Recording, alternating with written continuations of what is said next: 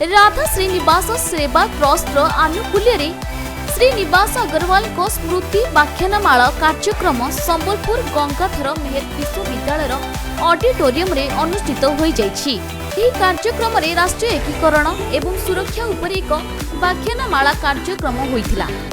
सर्वप्रथम तो हम समस्त उड़ीसा वासियों का बहुत बहुत आभार प्रकट करते हैं कि गणपति के पवित्र उत्सव में उन्हें हमें उड़ीसा आने का अवसर प्रदान किया।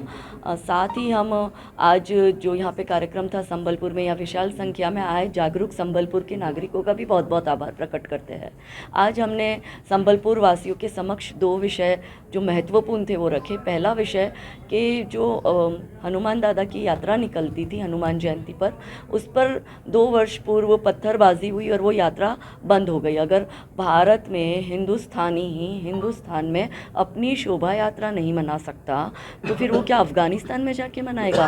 क्यों हिंदुओं के साथ ही हमेशा ऐसा होता है, जो पत्थर मार रहा है मुस्लिम समाज, उसके मुहर्रम और ताजिए के जुलूस पर बैन नहीं है, मगर जो शांतिपूर्ण हनुमान दादा की शोभा यात्रा ले जा रहा है उस पर बैन लगा दिया। ये तो तुगलकी फरमान है। हमें लग रहा है हम तो वही बाबर और औरंगज़ेब के काल में जी रहे हैं क्या? तो यहाँ की पब्लिक को, यहाँ की जनता को जागरूक किया और उनसे आज वचन लिया कि इस साल वो लोग ज़रूर से ये शोभा यात्रा निकालेंगे और जिसको स्थगित कर दिया था उसे फिर से शुरू करेंगे एक बार।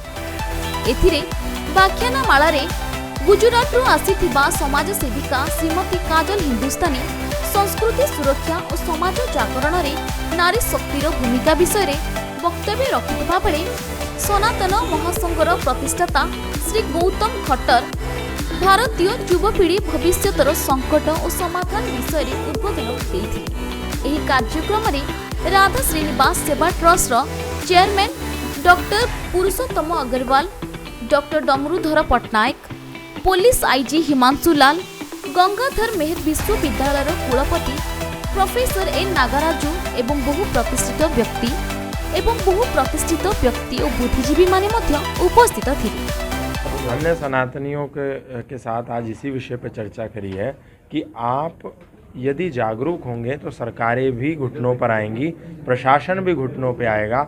आप एक हों, ये ऐसा जो आपने प्रश्न पूछा ऐसा उसी परिस्थिति में होता है जब सनातनी समाज जो है वो खंडित रहता है जातियों के नाम पर, क्षेत्रों के नाम पर, अलग अलग मतों और भीतर पैदा हुए संप्रदायों के नाम पर।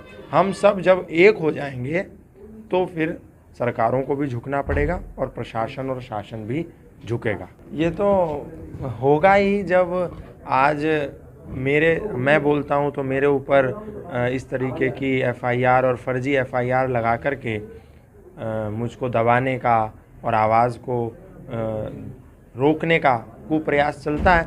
लेकिन ये तो हमेशा से ही चलता आया है। मुग़लों के काल में भी यही होता था, अंग्रेज़ों के काल में भी यही होता था, और अभी भारत में काले अंग्रेज़ों का शासन है। तो जब तक ये काले अंग्रेज़ रहेंगे और ये अंग्रेज़ियत इनके दिमागों में रहेगी तो ऐसा होता ही रहेगा। लेकिन हमें अपने हिस्से की लड़ाई लड़नी है और बिना डरे लड़ते रहना। संबलपुर नवीन दास का रिपोर्ट, खबर ओडिशा।